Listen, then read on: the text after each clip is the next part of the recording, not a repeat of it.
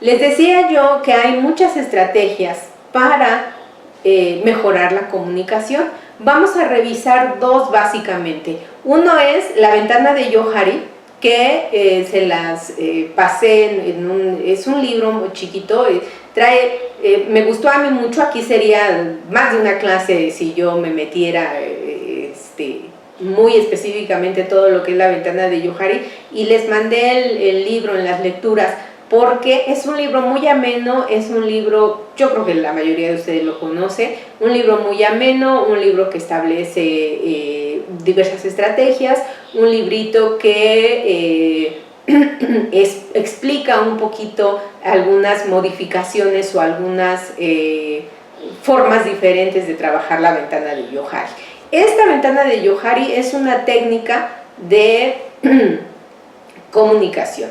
Está hecha por dos autores, Joseph Luft y Harry Ingram, ¿sí? De ahí el J-O y H-A, si ustedes pueden ver, creo que se llama acrónimo, ¿sí? O acróstico, no recuerdo el nombre, discúlpenme, ¿sí? Tomaron esos dos, las dos primeras letras de sus nombres para darle el nombre a esta técnica que ellos habían establecido.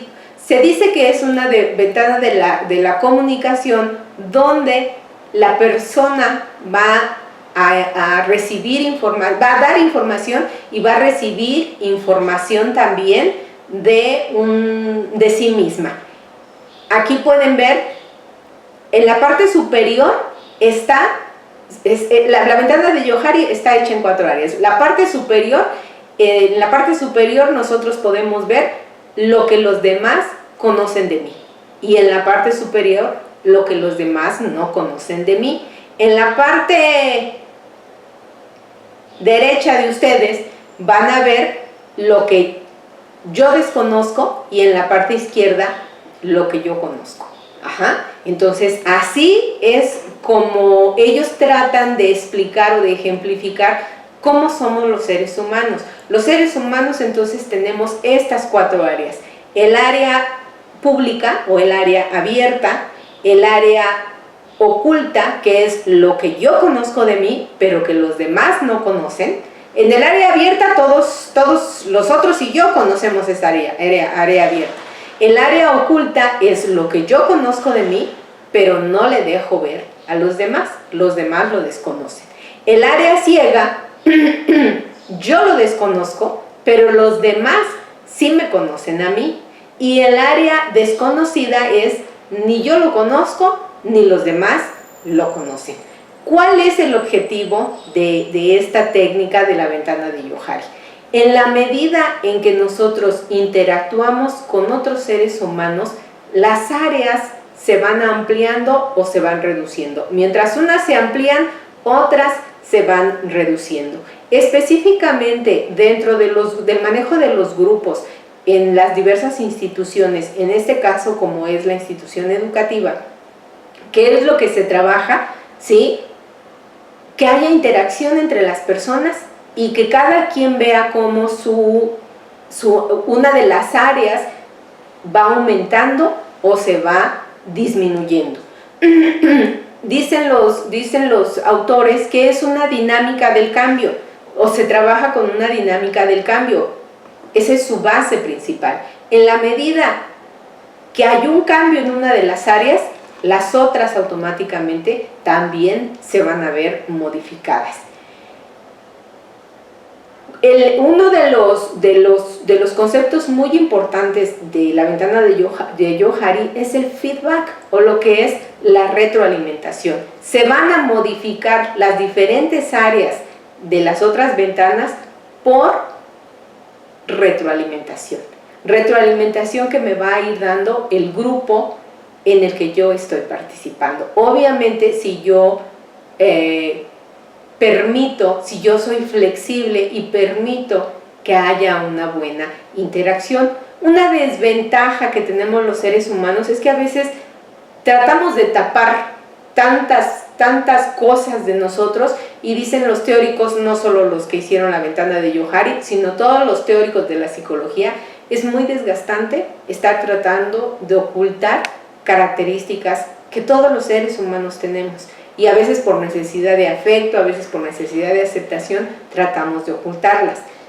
Ese ya sería otro tema, ¿no? Pero esto es lo importante que nosotros vamos a trabajar con la ventana de Johari.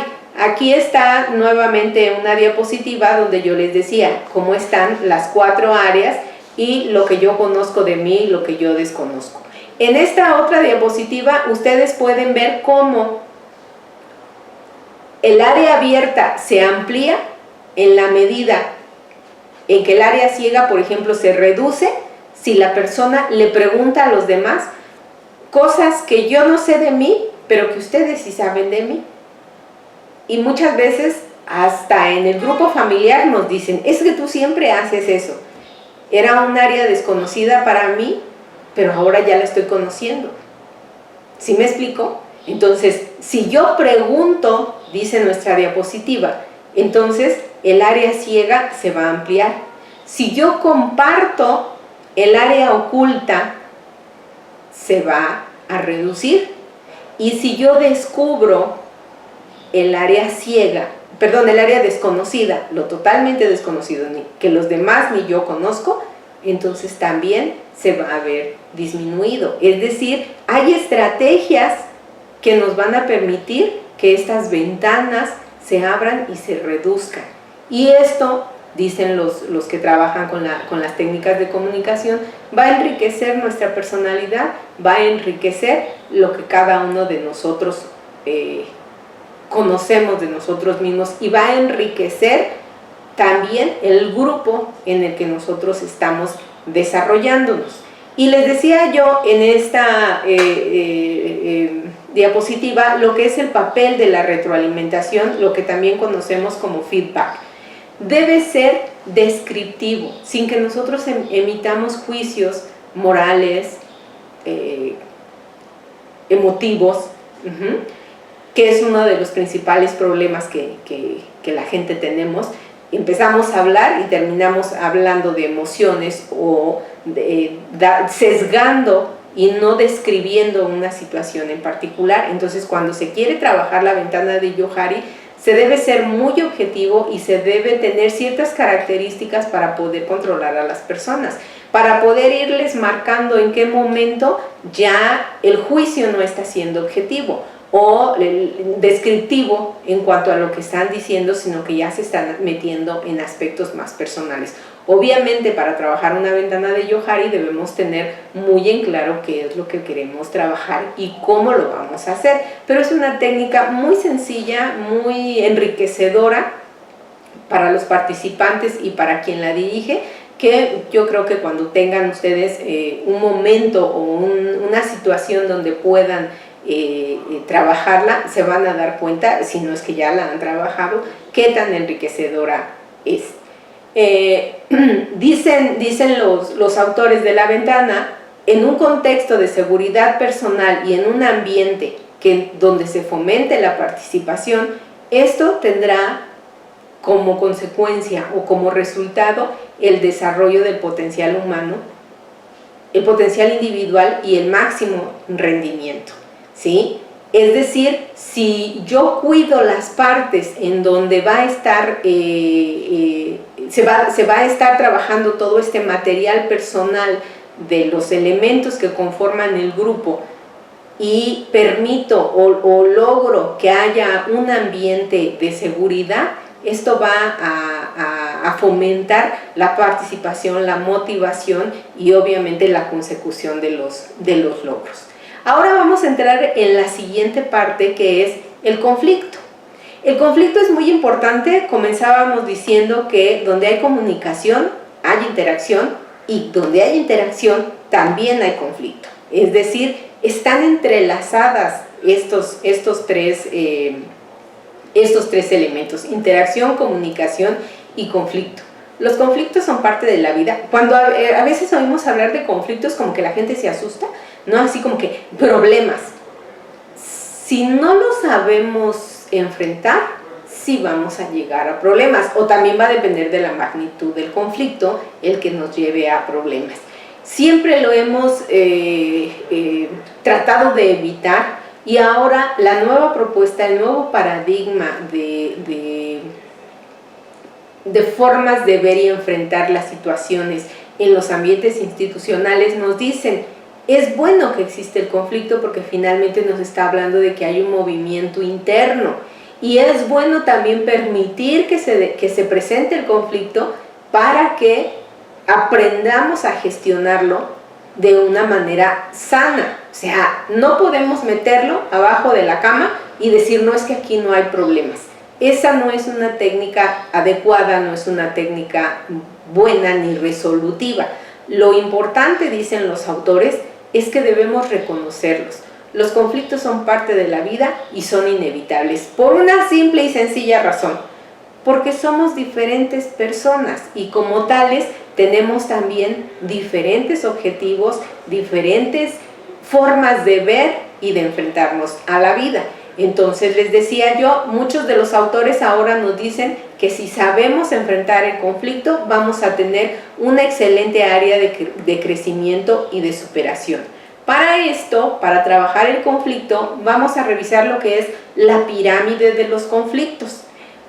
Probablemente ustedes por ahí han oído hablar de Abraham Maslow. Abraham Maslow fue un autor de la psicología que estableció una pirámide de necesidades afectivas, desde las más básicas, como eran la necesidad de ser cuidado, de ser querido, de ser aceptado, hasta la punta de la pirámide de necesidades, que era la necesidad de trascender. Ya no aquellas necesidades básicas de alimentación, de cuidado y de protección que me permitan la sobrevivencia, sino llegar a un nivel muy elevado como es la necesidad de trascender, y que es una necesidad sana y que a veces no lo pensamos así como que, es que yo quiero trascender haciendo algo, pero en las cosas que vamos haciendo, ahí está implícita esta necesidad de trascendencia.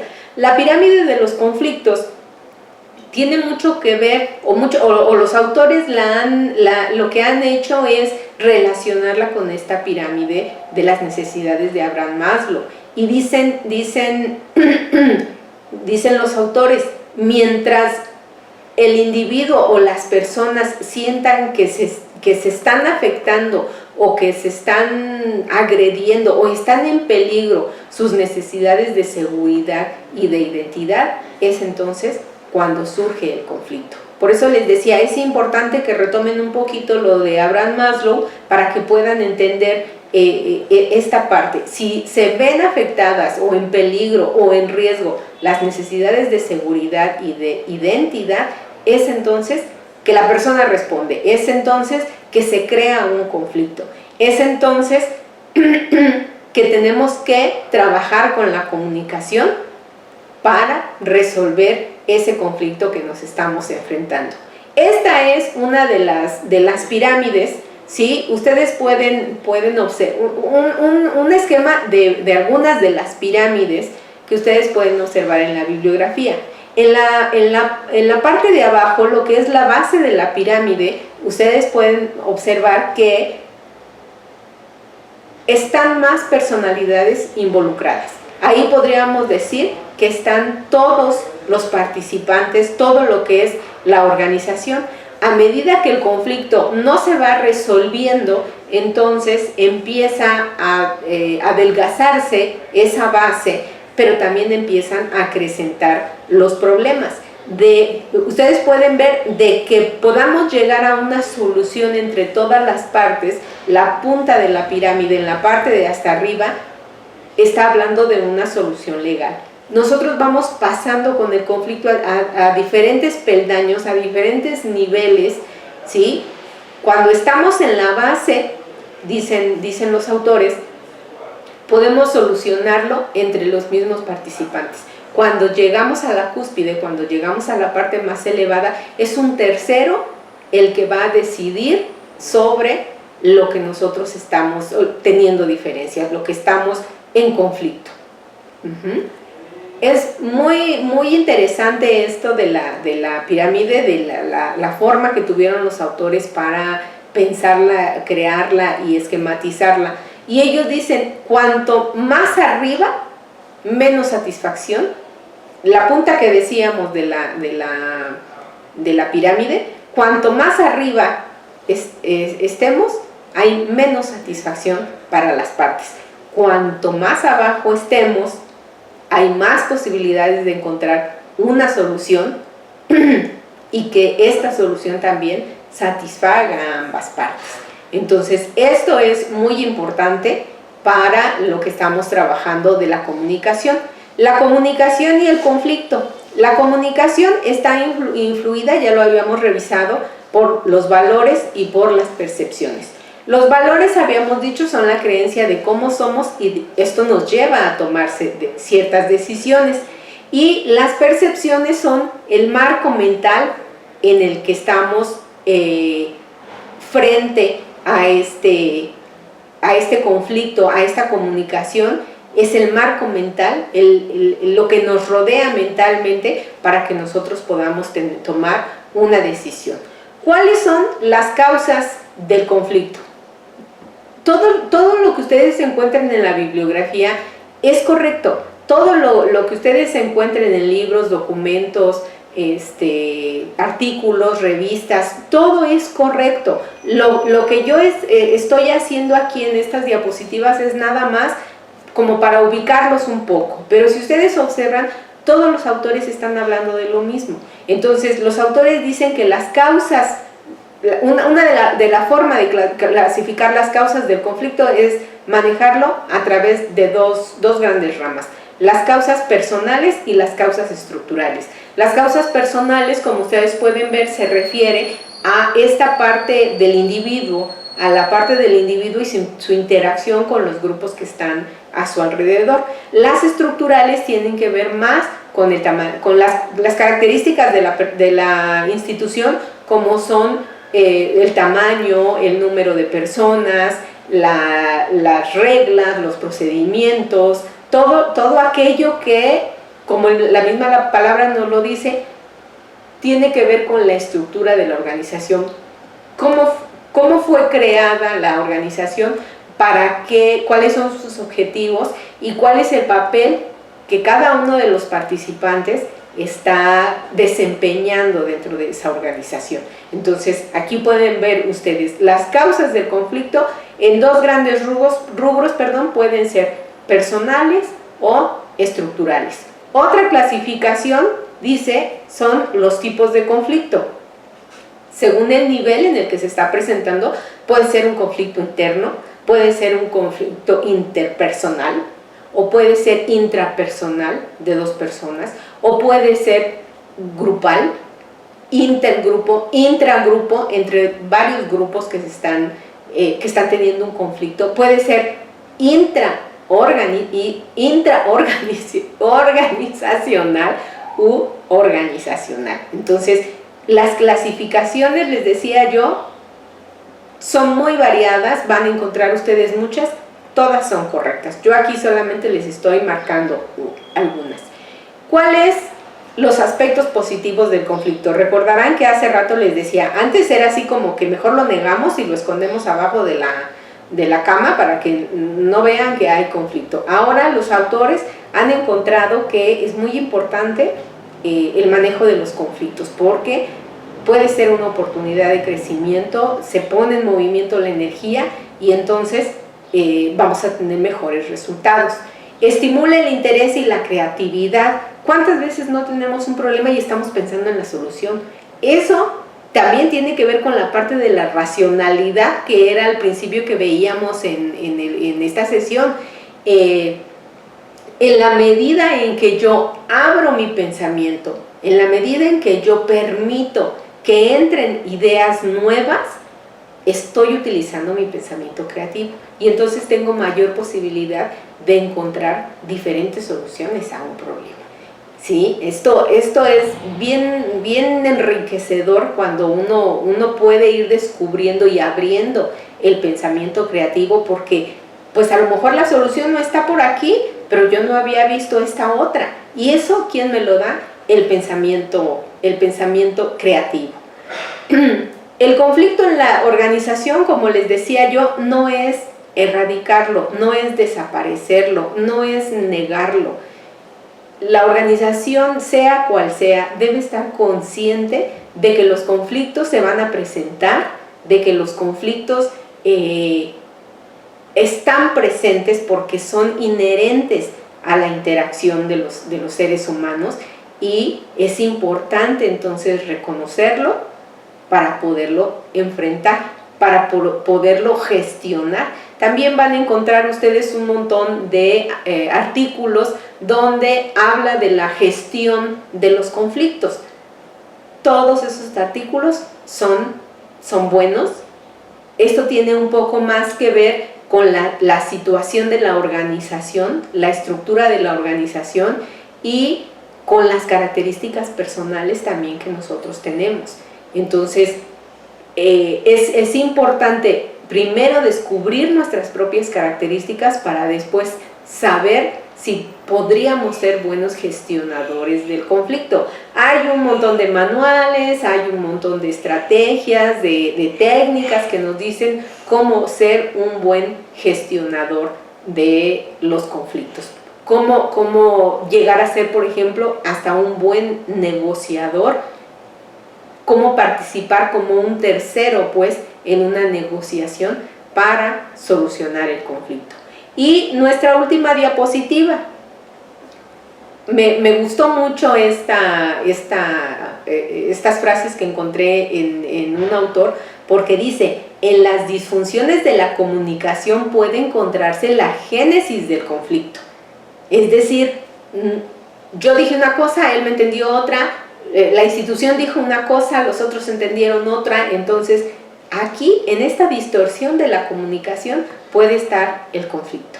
Puede ser la raíz, de donde surge el conflicto. Pero es bien importante porque al mismo tiempo puede ser en la comunicación donde encontremos la resolución y el manejo del mismo. Yo no puedo saber qué le molesta al otro, a los otros, al grupo, a mis subordinados, a mis alumnos, a mis padres, a mi director, a mi supervisor, a mi coordinador, si no me comunico, si no trato de aclarar cuál es el punto que está en conflicto. ¿Qué es lo que no me está gustando? ¿Cómo se están viendo amenazadas mis necesidades de seguridad y de identidad? ¿En qué me estoy sintiendo amenazado o en riesgo? Si yo no lo comunico, si yo no pido que se me aclare, si yo no busco una solución equilibrada que no afecte al otro, que no me afecte a mí, sino que a los dos nos convenga, ¿qué necesito?